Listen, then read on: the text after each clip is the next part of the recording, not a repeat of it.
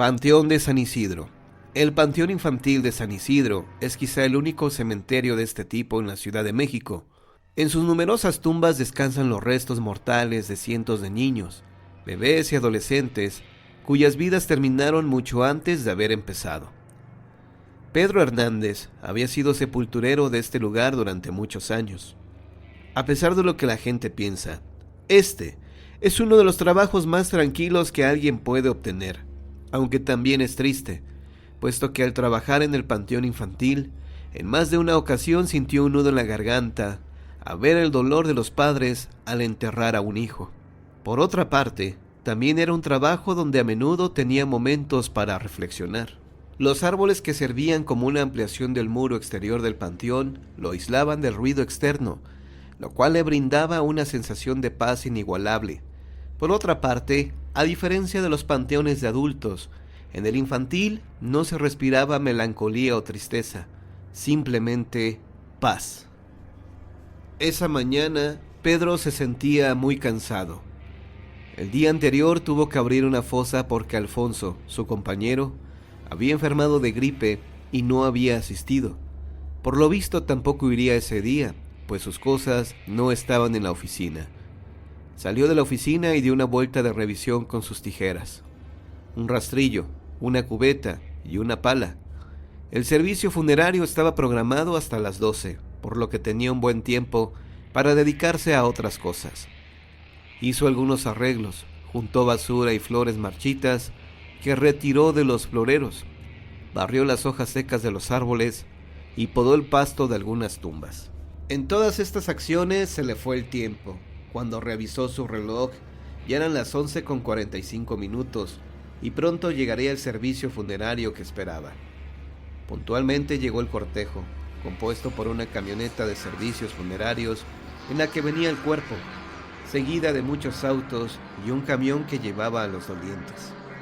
Pedro salió de la oficina y se dirigió a la entrada, donde le dijeron el número de servicio.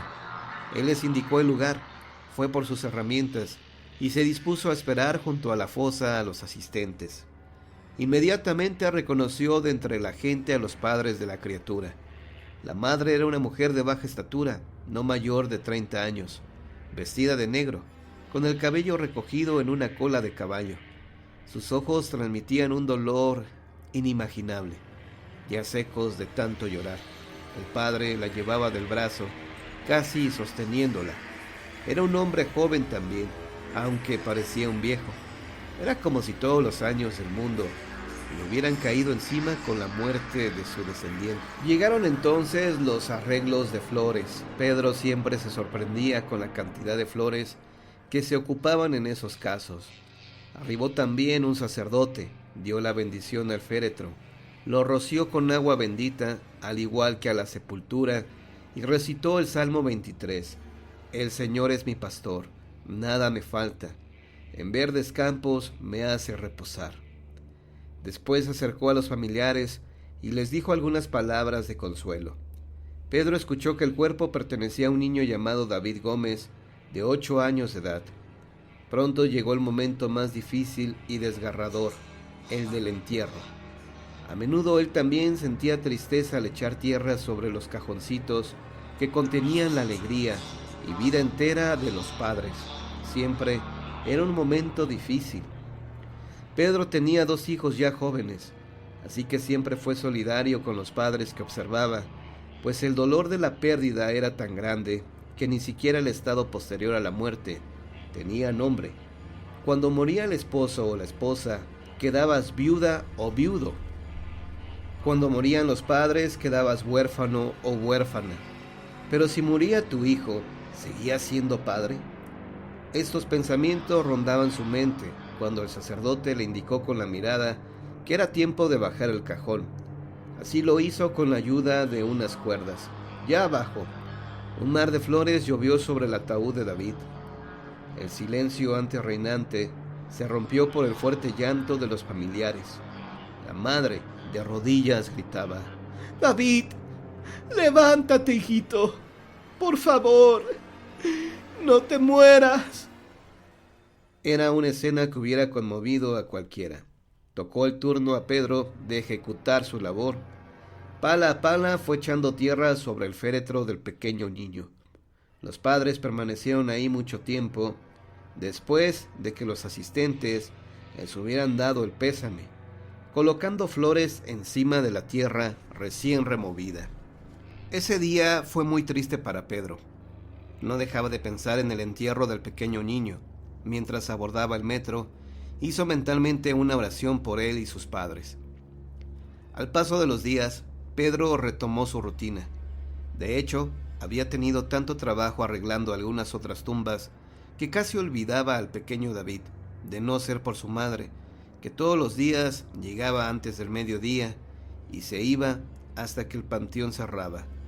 Todo el día lo pasaba sentada a los pies de la tumba de su hijo, llorando. La mujer no comía ni bebía nada durante la visita. Pedro nunca había visto algo igual. Una tarde, al salir para dirigirse a casa después de cerrar las puertas del cementerio, sintió el impulso de regresar para revisar que nadie se hubiera quedado. No en contadas ocasiones había tenido que sacar a jovencitos que, escondidos, planeaban pasar la noche en el cementerio para demostrar su valor y hombría. Dio una vuelta y no vio nada. Casi a la salida, pasó por la tumba del pequeño David. La reconoció, pues tenía poco tiempo que sus padres habían mandado hacer una lápida blanca y una estatua de un ángel. Al acercarse a ella, vio a un niño no mayor de 10 años, que jugaba con la tierra a sus pies. Estaba vestido con un pantalón azul claro y una camisita blanca. Sus zapatos también eran blancos y su carita reflejaba inocencia. Pedro pensó que se había perdido y le preguntó: «Niño, ¿qué haces aquí? ¿Dónde están tus padres?» Pedro no veía a nadie más. «No están aquí», contestó el niño. «Estoy solo». «¿Cómo que estás solo? ¿Te dejaron aquí?» «Sí, yo quiero que tú me ayudes». «Vamos, te voy a llevar con los policías. Hay unos en el módulo. Ellos sabrán qué hacer». Al instante en que Pedro intentó tomarlo de la mano, el niño ya no estaba. Lo buscó por todo el cementerio sin encontrarlo. Fue entonces cuando sintió miedo. El niño no podía haber salido del panteón, pues las puertas estaban cerradas, tal y como las había dejado. La única explicación que en su mente pudo formular fue que se trataba de un fantasma. En sus largos años como sepulturero, esto jamás le había pasado. Había escuchado historias, pero jamás había vivido algo así. Rápidamente salió del cementerio. Más de una semana Pedro estuvo en cama. Le dolía todo: los huesos, la carne, las articulaciones, la espalda. Todo él se sentía cansado, además de sentir siempre miedo. Le pidió incluso a su esposa que no lo dejara solo, pues recordaba al niño del cementerio. Después de casi 10 días fue necesario presentarse a trabajar. Visiblemente más delgado, Pedro llegó al panteón. Trataba de ignorar la tumba del pequeño David cada que pasaba delante de ella, y durante 2 días nada ocurrió, hasta el tercero, cuando Pedro se hallaba en su oficina y vio pasar a un niño corriendo. Su cuerpo se estremeció, sus sentidos estaban aterrados. Se sentía clavado al asiento, sin embargo, el impulso por ver lo que pasaba fue mayor. Lentamente se levantó y salió. Caminó un poco por el pasillo central, hasta toparse con la tumba de David, donde nuevamente vio al niño. «Tú eres David, ¿verdad?», dijo Pedro con un hilo de voz. «Sí, ayúdame», contestó David con dulzura. «¿Qué necesitas?», preguntó otra vez Pedro, luchando por su impulso de salir corriendo. «Dile a mi mamá que me deje descansar». Pero yo no puedo decirle eso», dijo Pedro, pero una vez más estaba solo. El sepulturero regresó a su casa, pues no sabía qué hacer. Si le decía eso a la madre del niño, podía pensar que estaba loco o que le estaba engañando. Si no lo hacía, se enfrentaba a ver continuamente el espíritu de David. Al día siguiente, Pedro llegó muy temprano a trabajar. Esperaba ver llegar a la madre de David a la hora habitual, pero no ocurrió así. Al día siguiente, sin embargo, pasaron 2 días más y nada. La mujer ya no apareció. Esto preocupó a Pedro. Así que esa tarde entró a la oficina y buscó en los registros la dirección de los padres de David. Antes de salir del panteón volvió a ver la figura del niño. Pedro se acercó a él, disculpándose, y dijo: Tu mamá no ha venido. No he podido hacer lo que me encargaste. Lo sé, dijo David. Voy a ir a buscarla. ¿Qué quieres que le diga? David se acercó al oído del sepulturero y susurró algo. Después de esto desapareció. Pedro abordó el metro y pronto llegó a la dirección. Se encontró entonces frente a un condominio de 5 pisos color salmón. Se acercó y tocó el timbre 3B. Una voz femenina le contestó. ¿Quién? Vengo a ver a los padres de David. Es muy urgente, dijo Pedro. La mujer al otro lado del interfón dudó un momento. Después contestó. Pase, por favor. Es el 3er piso. Pedro subió las escaleras tratando de hilar en su mente una explicación lógica del motivo de su visita. Llegó al departamento y esperó a que abrieran la puerta. Una mujer mayor la abrió y lo invitó a pasar. Pedro reconoció que era la voz que le había contestado en el interfón. Mi nieto David tiene 6 meses de muerto. Su madre está muy enferma y mi hijo está trabajando. ¿Es usted amigo de la familia?, cuestionó la abuela de David. No, mire, yo quiero hablar con la mamá de David, dijo Pedro, consciente de lo absurdo de su petición. Ya le dije que mi nuera está muy enferma. Por favor, traiga un recado de David, déjeme verla, insistió Pedro. La mujer lo dejó pasar y se retiró.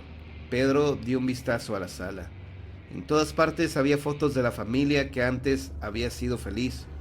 Una foto estaba cuidadosamente colocada en el muro y abajo de ella, en un pequeño nicho, había una veladora. Pedro reconoció la carita de David. ¿Qué desea?, dijo una voz a su espalda. Pedro volteó y reconoció a la madre de David. Nunca la había visto tan de cerca desde el entierro de su hijo. Me parecía haber envejecido mucho en muy poco tiempo. Traigo un recado de su hijo. Yo sé lo ridículo que suena. No trato de burlarme de usted. Es algo muy importante. La madre de David no contestó y tomó asiento frente a él. Pedro entonces dijo: Mire, yo soy sepulturero. En el panteón donde usted enterró a su hijo, desde hace poco tiempo lo he visto, y me ha pedido que venga a hablar con usted. David le ruega que lo deje descansar. Cada vez que usted llora y quiere morir para reunirse con él, lo hace sufrir. David dice que está bien, no le hace falta nada, solo descansar. Dijo también que la libraba de toda culpa sobre su muerte, que sabe que usted hizo lo que pudo cuando él enfermó. Ahora está en un lugar mejor y es feliz. Y por último, dijo que el dolor llevado al exceso es también un pecado y él no quiere seguir viéndola sufrir. No desea ver cómo se destruye poco a poco, sin comer, sin dormir. Quiere verla contenta cada vez que lo vaya a visitar. Dijo que la quiere mucho y a su tiempo él vendrá por usted. La madre de David soltó en llanto. A Pedro le dolía ser el causante de las lágrimas de la mujer, por lo que se levantó del sillón y le dijo: Eso es todo, señora. Su hijo me lo pidió y yo ya cumplí. Pedro caminó hacia la puerta y dio vuelta para ver a las dos mujeres. Entonces, del bolsillo sacó 3 canicas llenas de barro y las entregó a su abuela. David me dio esto para su madre. Nosotros lo enterramos con ellas. Eran su juguete preferido, aseguró la abuela con ojos llorosos. Lo sé. A veces juega con ellas a los pies de su tumba.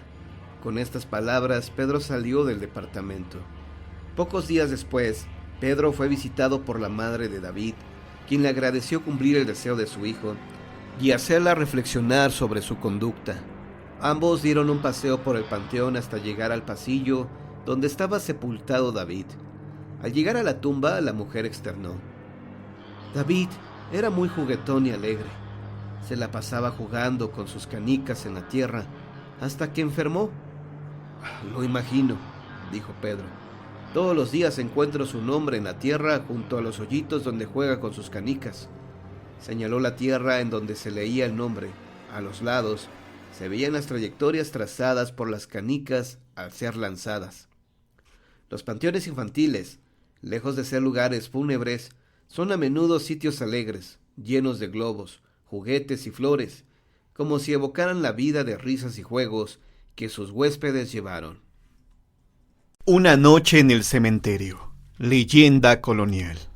Allá por el siglo XVIII, en lo que ahora forma la esquina de las calles de Santa María y Pedro Moreno, estaba ubicada la taberna del Ciervo de Oro, famosa por ser lugar de reunión de ladrones y truhanes. Jamás ningún alguacil o justicia se atrevió a entrar, pues temían ser acuchillados.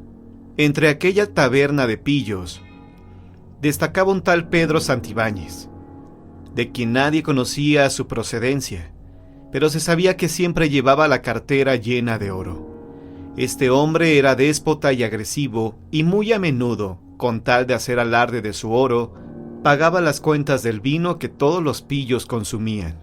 Los hombres bebían remojándose el gaznate a costa de aquel tipo.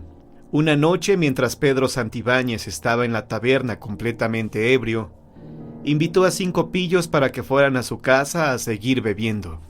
Aquellos ebrios y audaces sujetos atravesaron el cementerio que se localizaba en lo que hoy se conoce como el Panteón de San Fernando. Caminaban dando traspiés sobre las tumbas y túmulos aún frescos, y así, irrespetuosamente, se internaron en el Camposanto, hasta llegar a la casa de aquel Pedro Santibáñez, quien sacó naipes y trató de que sus amigos ocasionales pasaran una alegre velada. No bien había pasado un rato cuando se escucharon algunos ruidos extraños que se colocaron por la ventana que miraban al cementerio. Atemorizado, uno de los hombres pidió a Pedro que la cerrara, pero Pedro rió irónicamente, mostrando un cierto brillo maléfico en la mirada, y respondió que no lo haría, ya que esa ventana siempre permanecía abierta porque él disfrutaba cuando observaba a los difuntos y le gustaba escuchar sus gemidos lastimeros. Los pillos, después de escuchar sus morbosas palabras, se llenaron de espanto. Prefirieron dejarlo solo y salieron apresuradamente de su casa. Aquella noche, después de que los acompañantes de Pedro se marcharon, durmió como un lirón. Al día siguiente se le vio espiando un sepelio a través de la ventana. Normalmente desde ahí siempre observaba los funerales y de antemano sabía quiénes serían sepultados. Conocía su jerarquía y sobre todo las joyas con las que serían enterrados. Y precisamente ese día, don Gavino Ordóñez, hombre de gran fortuna, sería enterrado portando sus valiosas joyas. Sí, en efecto, Pedro Santibáñez era un profanador de tumbas sin ningún respeto ni temor. Cuando el sepelio terminó, Pedro esperó a que anocheciera para así poder saquear el ataúd y apoderarse de las joyas del difunto y hasta de las ricas vestiduras con que había sido sepultado. Pedro Santibáñez jamás sintió remordimiento alguno por las profanaciones que hizo. Como es sabido, en el siglo XVIII, el Santo Oficio persiguió brujas, hechiceros y a toda persona de quien se sospechara tuviera algún pacto con el diablo. Y entonces sucedió que en la casa contigua, a donde vivía Pedro Santibáñez, habitaba una mujer cuya reputación la marcaba como bruja. Su fama llegó hasta los oidores y ejecutores del Santo Oficio, quienes un día llegaron a la sombría casa para apresar a la sospechosa mujer. Dentro de la casa se encontraba la bruja y su hija. Ambas se sobresaltaron al escuchar aquellos gritos y golpes en la puerta. La madre comentó: «Son esos malditos que vienen por mí. Sé bien que van a llevarme». La hija, con lágrimas en los ojos, dijo que jamás permitiría que se llevaran a su madre, ya que de hacerlo, la matarían. Pero la bruja le dijo que pusiera atención a sus palabras, ya que de eso dependería que después de fallecida pudiera revivir. Entonces le dijo: «Te hago entrega de este amuleto de hechicería. Cuando me entierren, lo colocarás sobre mi pecho, y por ningún motivo permitas que me metan en un ataúd. Solo habrás de amortajar mi cuerpo. Con este amuleto recobraré mi poder y forma humana». Entonces los integrantes del Santo Tribunal entraron a la casa y se la llevaron presa. La bruja fue juzgada y declarada culpable de hechicería y culto al demonio. Su condena fue la horca.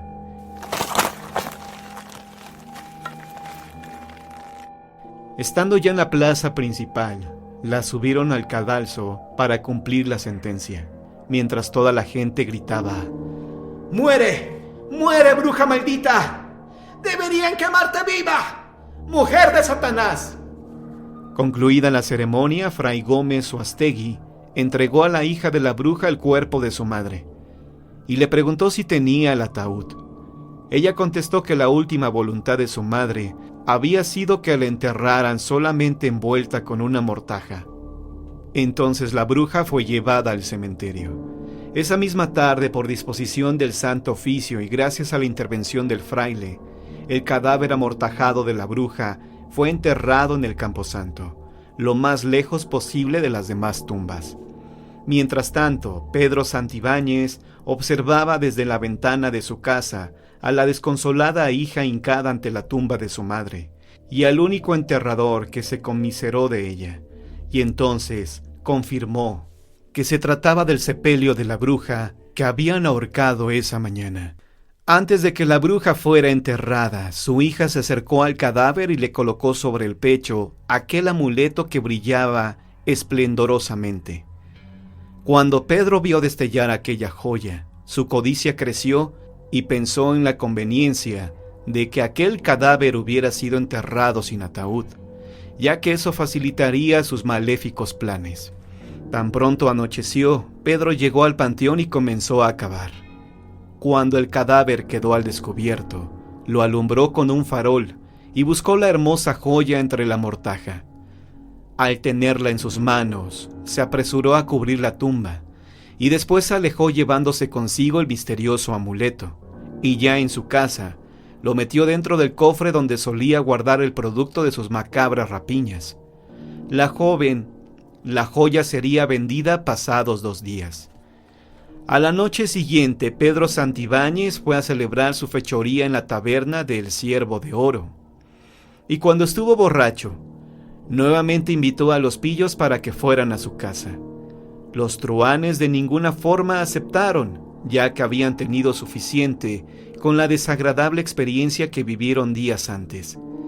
Pedro se encogió de hombros y salió de la taberna poco antes de la medianoche. Mientras caminaba rumbo a su casa, pensó en la conveniencia de estar solo esa noche, ya que al día siguiente debería estar bien despierto para vender la joya. Cuando dieron las 12 de la noche, Pedro creyó escuchar algo así como un gemido plañidero que arrastraba el viento y que le decía: ¡Pedro! ¡Pedro! El aterrador lamento venía directamente del panteón. Palideció y su corazón latió más fuerte. Encendió una vela, se levantó de la cama y caminó hasta la ventana, desde donde siempre se deleitaba viendo las luces, siluetas y sombras del panteón, pero no había nada. Así pasaron algunos segundos hasta que de pronto creyó ver formas difusas, etéreas, revoloteando sobre las tumbas, pero no les dio importancia pensando que solamente eran figuraciones suyas.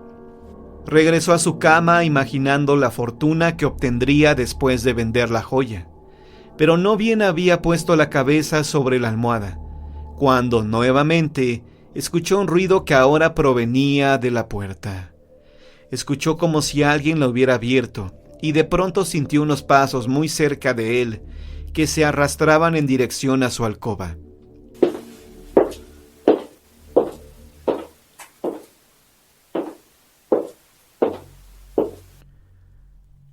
«Ahora sí no cabe duda», murmuró nervioso. Alguien se estaba acercando. En ese preciso momento una ráfaga de viento helado apagó la vela y el pillo quedó sumergido en las sombras. Preguntó con cierto temor: «¿Quién anda ahí? ¿Quién ha apagado la vela?». Pero nadie le contestó. Entonces le pareció descubrir algo entre las penumbras. Su sorpresa fue enorme cuando frente a él se materializó una horrible criatura. Sí, en efecto, era una fantasmal presencia que con voz de ultratumba preguntó: «Pedro, dime en dónde tienes mi amuleto». Lleno de pavor preguntó: «¿Quién eres? ¿Qué deseas?». Pero cuando la descarnada figura se le acercó más, Pedro descubrió horrorizado al fantasma de la hechicera y temiendo por su vida gritó: «¡Retírate, bruja maldita! ¡Tú estás muerta! ¡Estás muerta!». Pero aquella imagen espectral seguía reclamando su amuleto. «Es mejor que me lo entregues ahora», exclamó la bruja. «Tú eres el culpable de mi penar, pues si no me hubiera robado el amuleto, yo estaría viva ahora». Pedro le gritó que se marchara, que se alejara de él, pero el fantasma nuevamente exigió su amuleto y juró que si no se lo entregaba, sufriría un terrible castigo. Como Pedro no contestó, el fantasma comenzó a buscar su amuleto y de pronto descubrió el cofre donde estaba guardado. Lo abrió y exclamó: «¡Maldito seas! ¡Con que aquí lo tenías escondido!». Pedro enfureció como loco y gritó que no se lo podría quitar, pero aquel espantoso espectro tomó el amuleto con sus descarnadas y sarmentosas manos, lo colocó sobre su huesudo y repulsivo pecho, y en ese momento se desencadenaron 1000 demonios. La leyenda cuenta que el profanador de tumbas no sabía si soñaba o se estaba volviendo loco, pero en su delirio gritaba: «¡No! ¡No, aléjate! ¡Solo eres un fantasma! ¡Márchate! ¡Tú no eres real! ¡No puedes serlo! ¡Yo mismo vi cómo te ahorcaron y te enterraron!». Entonces intentó arrebatarle el amuleto a la bruja, al tiempo que desesperado gritaba que ella no necesitaba de esa joya en el otro mundo. Los ojos de la bruja brillaron con destellos de espanto. Sus descarnadas mandíbulas se abrían con una amenazante mueca horrible para defender su preciado amuleto, y en cuanto lo tuvo seguro, extendió las manos hacia el profanador y con sus largas y afiladas uñas llenas de tierra de tumba, lo arañó sádicamente, produciéndole dolorosas y profundas heridas en el rostro. Después lo tomó por el cuello mientras Pedro inútilmente luchaba contra aquella poderosa fuerza sobrenatural. En vano fueron sus intentos por salvarse, ya que irremediablemente cayó sin vida. Entonces el espectro arrastró el cadáver del infeliz delincuente y lo llevó hasta la entrada del panteón. A la mañana siguiente, un caballero encontró el cuerpo de Pedro totalmente desfigurado y corrió en busca de la autoridad para solicitar ayuda. Momentos después, al lugar de los hechos, llegaron los representantes de la justicia y Fray Escoto, que preguntó a los soldados si sabían quién era ese hombre y qué oficio tuvo en vida. Uno de los soldados respondió que su nombre era Pedro Santibáñez y que vivía en su casa cerca del cementerio, y agregó que algunas personas sospechaban que se dedicaba a profanar tumbas. Fray Escoto también tuvo sus sospechas, al recordar que apenas 2 días una hechicera había sido ahorcada y sepultada, precisamente en una fosa cerca de la casa del difunto. El suspicaz soldado respondió que quizá existía una relación entre la bruja y el difunto. Entonces los soldados y Fray Escoto llegaron a la tumba de la bruja y vieron que la tierra de la sepultura había sido removida. Entonces confirmaron sus sospechas acerca de que Pedro Santibáñez sí fue en vida un profanador de tumbas, pero aún así se preguntaron qué fue lo que Pedro hubiera podido robarle a aquella humilde mujer enterrada tan solo con una mortaja. Fray Escoto respondió que no lo sabía, pero creía que el asunto tenía una conexión demoníaca. La autoridad sacó el cuerpo de la hechicera y lo quemó ahí mismo. Sus cenizas se esparcieron al viento. El cadáver de Pedro Santibáñez, el profanador de tumbas, fue sepultado previo exorcismo de los religiosos. Pero en las versiones escritas de esta leyenda, se asienta que durante muchos años y pese a las intervenciones de la iglesia, desde aquella noche vagaron 2 seres por demás pavorosos, que iban y venían de la casa del profanador de tumbas al panteón, sembrando horror entre la gente que mencionó que aquellos espectros era el de la hechicera y el de un hombre que quienes tuvieron la desgracia de ver comentaron de su parecido con aquel Pedro Santibáñez, que siempre acudía a la taberna del Ciervo de Oro. ¿Qué cosas tan extrañas sucedían en aquel entonces? Hechos que ni la misma ciencia ha podido descifrar.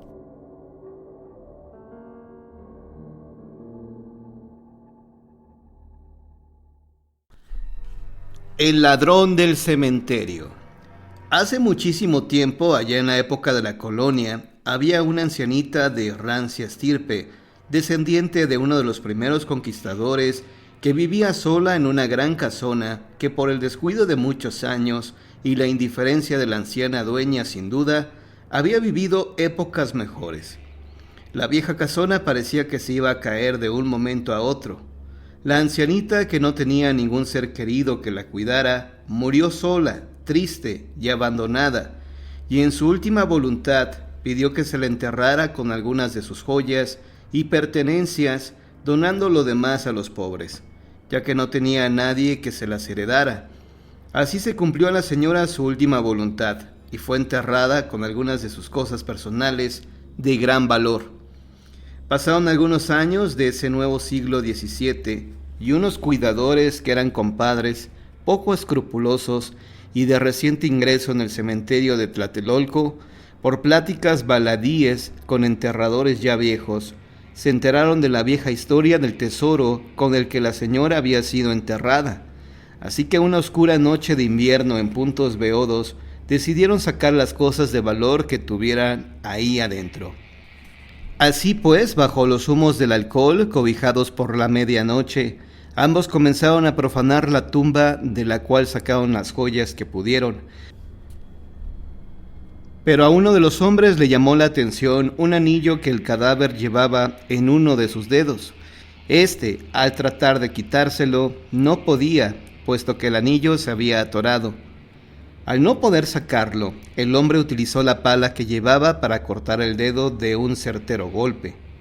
Entre risas y burlas se retiraron para repartirse el producto de su rapiña y continuar sus fechorías en las tabernas y tugurios de mala muerte, en donde organizaban verdaderas orgías con barraganas de pocos escrúpulos y muy dudosa reputación. Pasó el tiempo y un día en que empezaba a caer la noche y ambos hombres estaban haciendo su ronda por el cementerio, vieron a una señora sobre una tumba.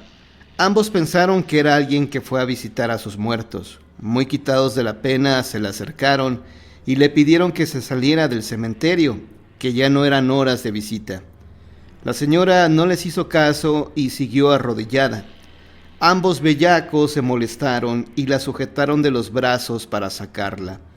Fue en ese momento cuando uno de ellos se dio cuenta que a la mano de la señora le faltaba un dedo y le preguntó qué le había pasado, y le contestó que un truán se lo había cortado para robarle un anillo, pero al comenzar a hablar, el velo que llevaba puesto se le cayó dejando ver su rostro, el cual era el de una horrible calavera descarnada.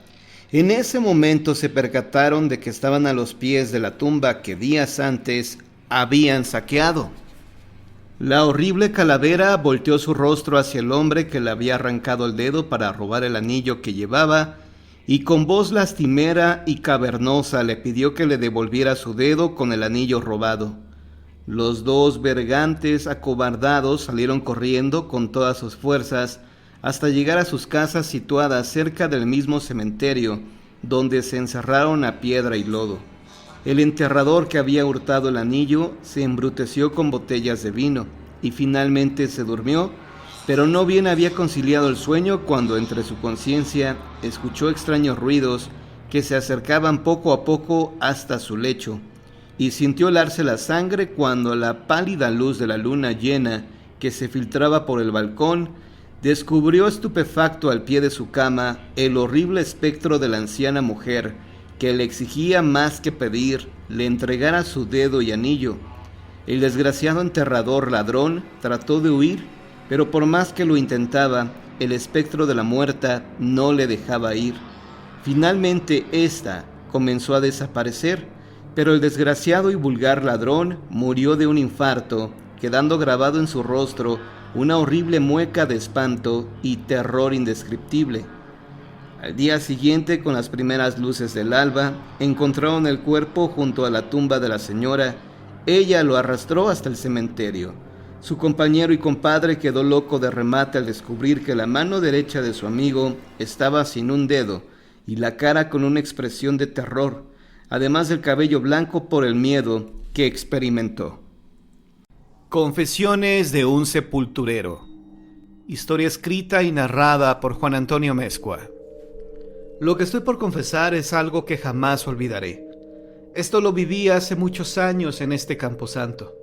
Éramos 2 las personas que trabajábamos en ese lugar. A mí me tocaba velar una noche y a la siguiente le tocaba al otro compañero. Llevaba ya varios meses trabajando en este cementerio y nada anormal me había sucedido. Me habían platicado algunas historias de fantasmas que ocurrían en los camposantos, pero sinceramente no creía en esos cuentos de fantasmas. O al menos para mí eso eran. Simples cuentos. Ese día me levanté tarde, ya que me tocaba velar. Visité a mi madre y comí con ella. Después fui a un centro comercial a comprar despensa. Se me había acabado el café y tenía poco azúcar. Eran noches frías y siempre beber café calientito es muy reconfortante. Me metí a bañar y vi que el reloj ya marcaban las 9 de la noche. En 1 hora más, a las 10, debía ingresar al trabajo. Llegué al camposanto puntual, a las 10 de la noche. Saqué mi llave y abrí el candado para quitar la cadena. Mi compañero ya no estaba. Él se había retirado a las 6 de la tarde. Entré a mi cuartito de vigilancia. Es un cuarto pequeño, de 4 metros de largo por 3 de ancho, donde solo cabe una cama individual y una mesita de madera donde descansa una televisión pequeña y una cafetera donde me preparo mi café.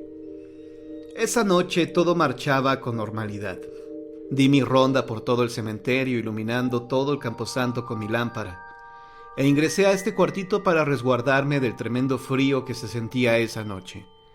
Estuve viendo una película hasta la 1 y me dormí. Sinceramente tenía mucho sueño, y no era necesario que estuviera despierto toda la noche. Solo debía estar atento por si alguien se metía al camposanto a robarse algo. Durante la madrugada se escucha todo perfectamente, además de que tengo el sueño ligero. Esa madrugada no hubo ningún incidente. Me desperté a las 5 de la mañana. Hacía mucho frío y tenía la necesidad de salir a orinar. El baño estaba afuera y no había de otra más que salir. Me puse una chamarra que llevaba y salí con mi lámpara.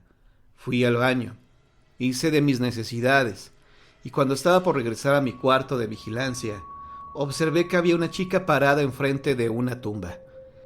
Me paré en seco. Honestamente me sorprendió verla. Pensé que estaba alucinando, así que me tallé los ojos y observé bien. No había nada. Ella estaba ahí.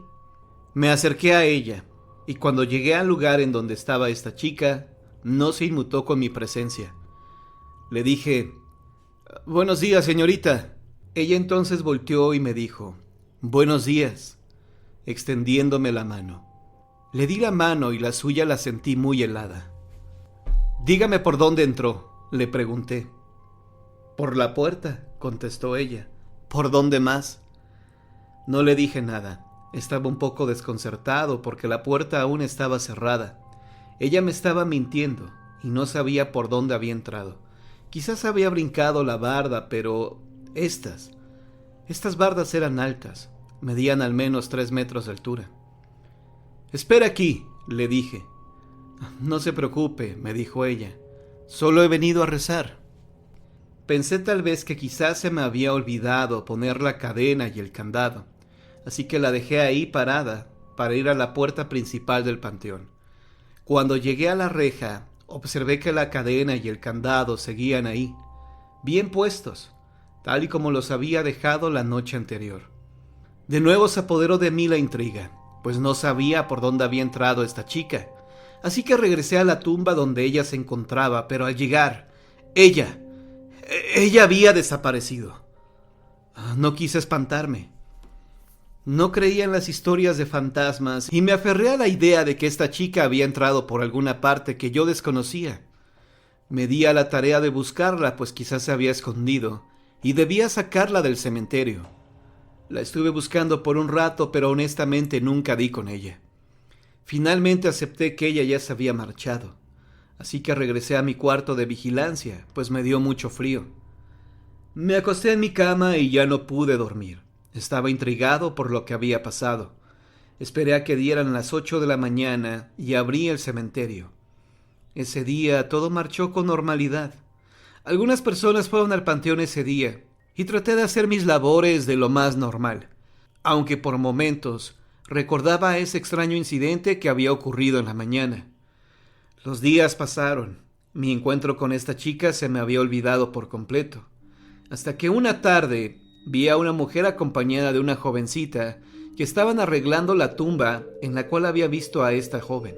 Los días pasaron. Mi encuentro con esta chica se me había olvidado por completo, hasta que una tarde vi a una mujer acompañada de una niña que estaban arreglando la tumba en la cual había visto a esta jovencita. Me acerqué para ofrecer mis servicios. Buenas tardes, ¿cómo está, señora? ¿Quiere que le traiga agua para sus flores? La señora me dijo que sí, que por favor le ayudara a limpiar la tumba de su hija. Por cierto, señora, hace unos días vi a una joven que vino precisamente a esta tumba. Me dijo que había venido a rezar. ¿Una jovencita? ¿Cómo era?, me preguntó la señora. Esa joven que le comento se parece mucho a la niña con la cual usted viene, pero ella se veía más grande, como de 20 años. En cuanto le dije esto, la señora mostró cara de espanto, de mucho miedo. Se quedó callada y abrió más los ojos. ¿Qué sucede, señora? ¿Está usted seguro de esto? Sí, señora. Esa joven se parecía mucho a la niña con la que usted viene. Me supongo que es su hija.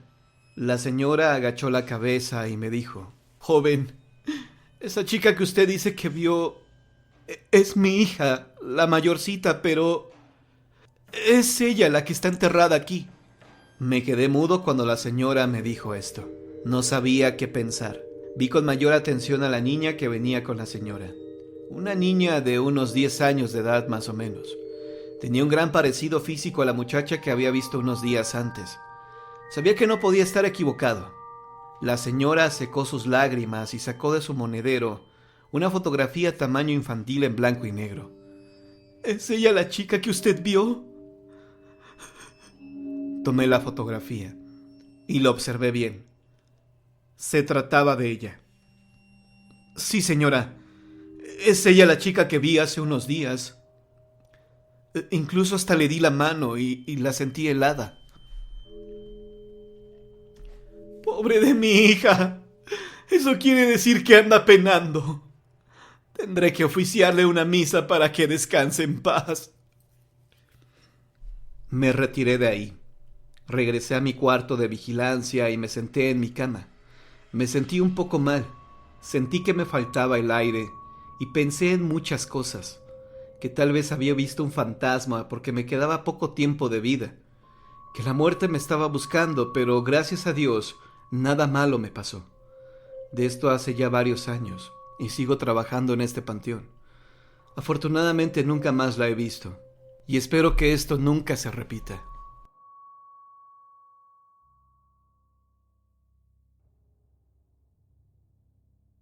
La niña del cementerio. Historia basada en hechos reales. Escrita y narrada por Juan Antonio Mezcua. Era un día soleado. El calor estaba insoportable. Serían alrededor de las 3 de la tarde. Estaba sentado en una silla mirando las tumbas del cementerio. Ya no había gente en el panteón. La última persona que había entrado tendría unos 15 minutos que se había retirado. Me dio algo de sueño, así que me paré de la silla para despabilarme.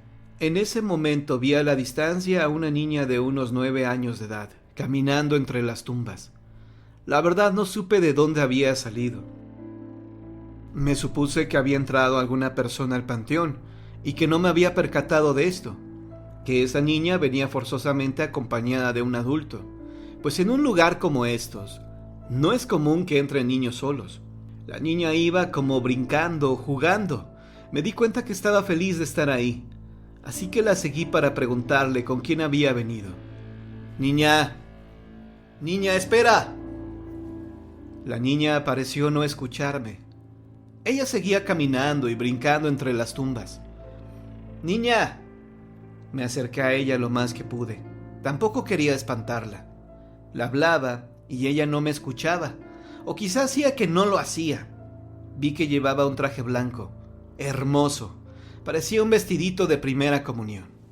Llegamos a una esquina y la niña giró hacia la derecha. La perdí de vista un momento porque había un mausoleo grande. Cuando giré hacia ese lado, la niña había desaparecido. La busqué y no la encontré.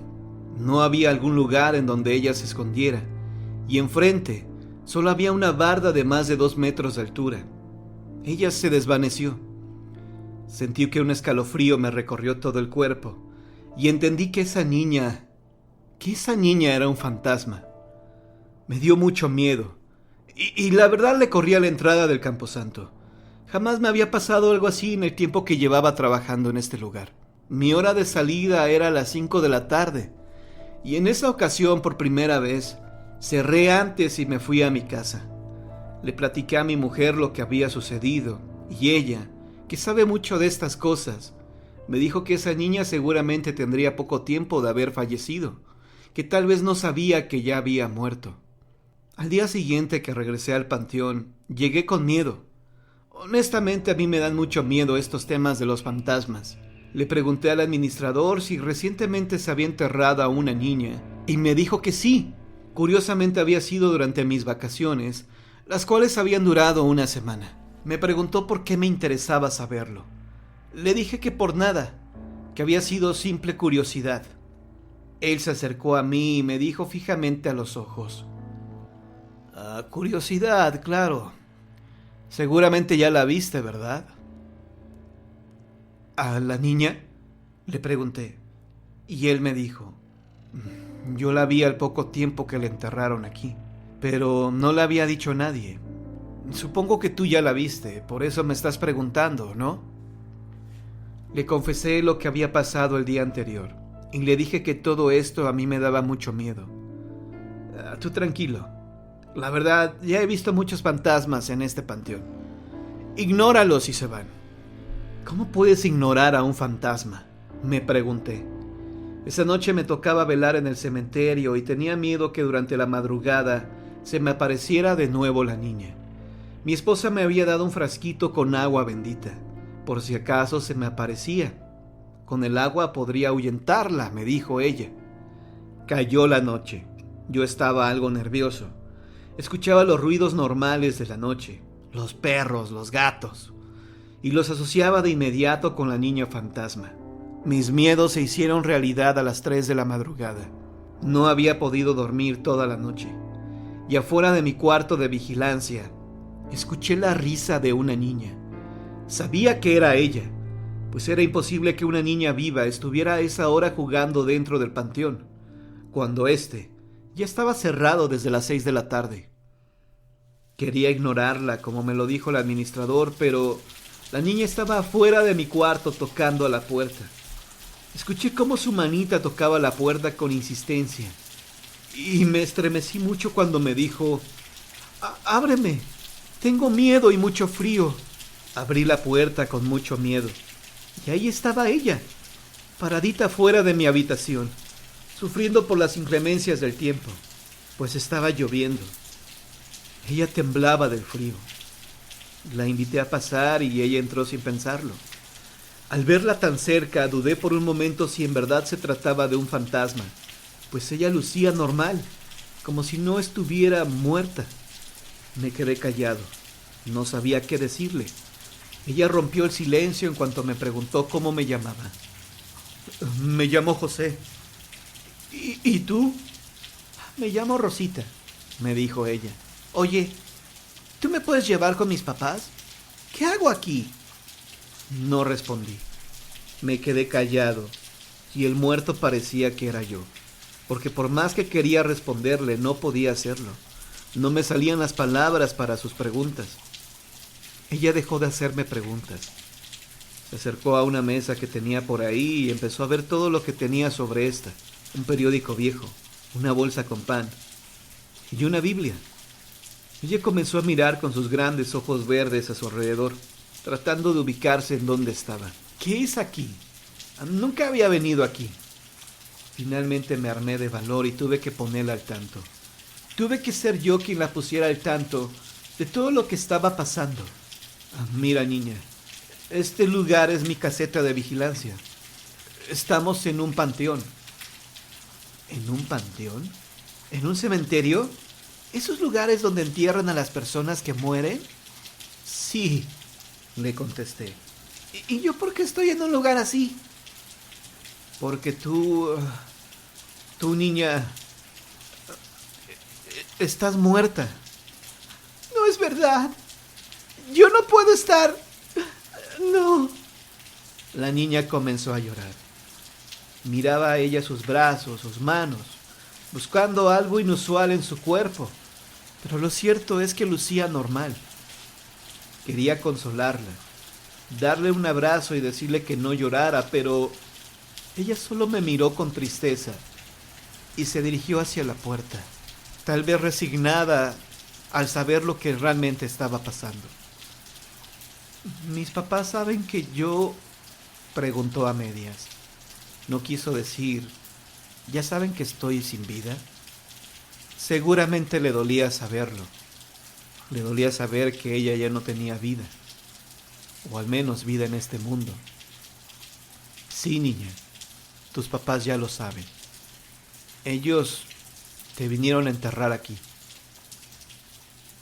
La niña comenzó a llorar, y era un llanto terrible. Un llanto que en verdad te daba mucha tristeza escucharlo. La niña abrió la puerta y salió, sin siquiera mirarme, sin siquiera decir adiós. Me quedé ahí parado unos minutos, sorprendido, asustado por lo que había pasado. Cuando salí de mi cuarto de vigilancia, ella ya no estaba. Había desaparecido. Y que yo le dije que ella ya no estaba con vida. El escéptico me dijo que no me creía. En verdad, ella me visitó, le dije insistiendo.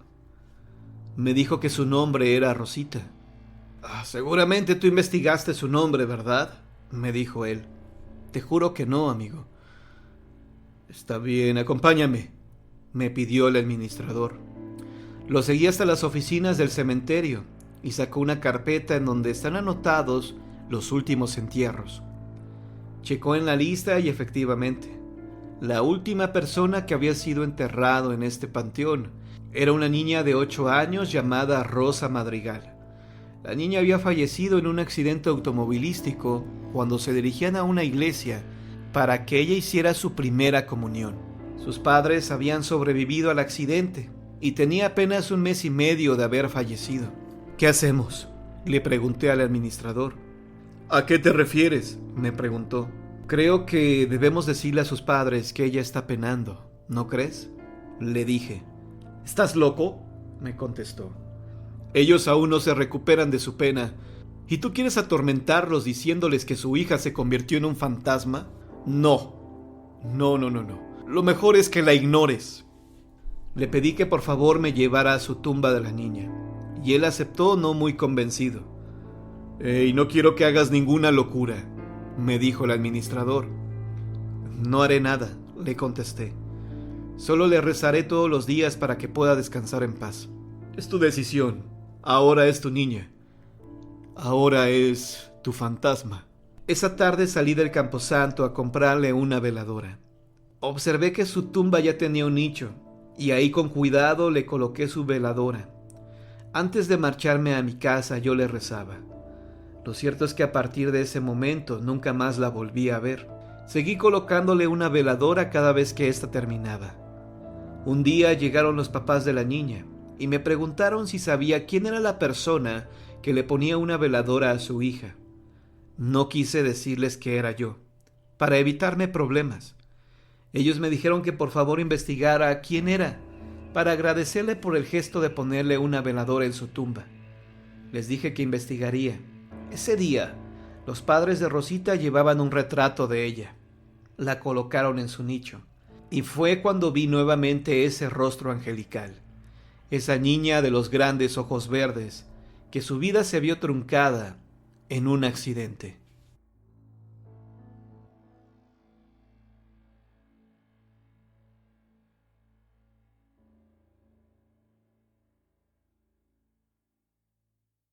Leyenda: el espectro del cementerio.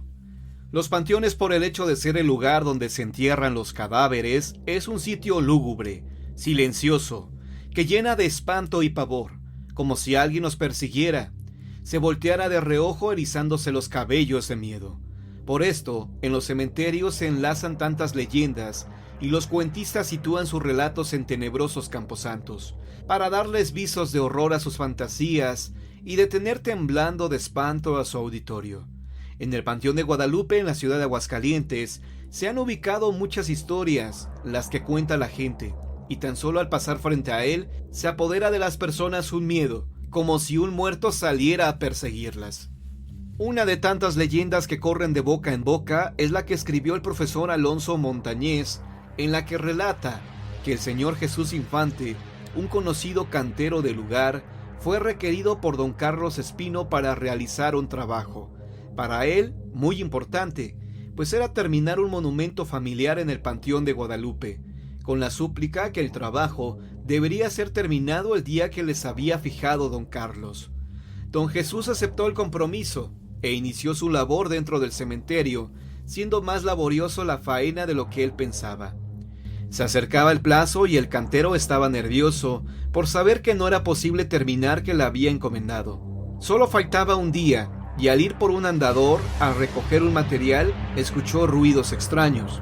Volteó para ver si había alguna otra persona, pero al sentirse solo, se le enchinó el cuerpo y sintió escuchando un trac, trac, trac. Platicaba con don Jesús que en aquel momento las piernas no le respondían. Quería correr, pero no podía porque las extremidades inferiores las sentía de plomo. No pudo gritar, la voz no le salía, y sintió que los pelos se le pararon como un resplandor. Volteó hacia atrás, y su sorpresa fue cuando vio un esqueleto que lo seguía, y que moviendo las mandíbulas, las que sonaban al juntársele los dientes, clarito oyó una voz que le decía: «Compadécete de mis penas, que me atormentan en el purgatorio. Tengo muchos años sin descanso. Pide a mi abuelo, padre de tu abuelo, de que los 12,000 pesos en plata que están al pie de la alacena que está en la cocina a vara y media de profundidad, te den 100 pesos, de los cuales dará 50 al padre de la iglesia para que me diga 3 misas. Yo te recompensaré dándote el alivio de tu susto. Si no cumples con mi encargo, no sanarás». El pobre hombre no supo qué hacer. Al ver al esqueleto caminando y meneando las mandíbulas, con voz de ultratumba que se dirigía a él, pensó que iba a caer privado, pero sintió que una fuerza sobrenatural lo sostenía, y de pronto pudo moverse y salir despavorido, sintiendo tras de él el esqueleto que parecía lo correteaba. Corriendo llegó a la puerta del cementerio, jurando no volver más a este lugar y dejando toda su herramienta cerca del monumento. Pero su responsabilidad fue más grande que su miedo, y acompañado de un amigo, volvió al día siguiente para terminar con su compromiso. El cantero platicó a su compañero lo que le había ocurrido el día anterior, y los dos estuvieron trabajando, volteando para todos lados con el temor de que en cualquier momento se le fuera a aparecer el esqueleto que le había hablado y ellos cayeran privados del susto. Pero no fue así. Durante el tiempo que permanecieron en el cementerio, no se escuchó ni el más leve ruido. Todo era un silencio sepulcral. Don Jesús comenzó a estar muy enfermo. Un temblor como de frío se apoderaba de él, y las piernas poco a poco se le fueron paralizando, al grado de que no pudo caminar más. Traía en la mente lo que le había pedido el esqueleto que lo persiguió por el Panteón de Guadalupe, lo que no lo dejaba estar tranquilo ni de noche ni de día.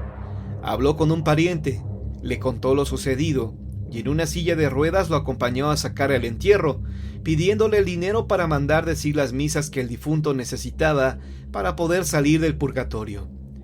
Quería hacer el encargo antes de morir, pues realmente se sentía muy enfermo.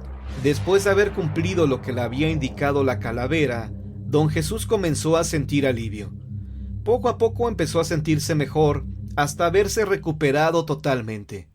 Aquel suceso que le ocurrió le había dejado una huella profunda, y cada vez que tenía oportunidad lo contaba a sus amigos.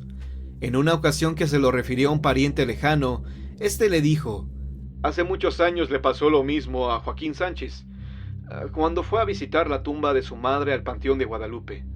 Al escuchar Joaquín que un esqueleto se acercaba a él y que de las mandíbulas salía una voz de ultratumba, él salió despavorido saltando por la pared del cementerio y como un loco furioso llegó a su casa. Platicó a su mujer lo que le había pasado y desde ese día comenzó a estar enfermo. Solo que a él no solamente se le paralizaron las piernas, sino... pobre, quedó lelo. Perdió el habla y al poco tiempo falleció. La historia del esqueleto del cementerio era conocida por todo el lugar. No se habló de otra cosa en mucho tiempo, siendo una de las tantas leyendas que corrieron por Aguascalientes en el siglo pasado, y que todavía se cuenta en el barrio de Guadalupe al hablar de este cementerio.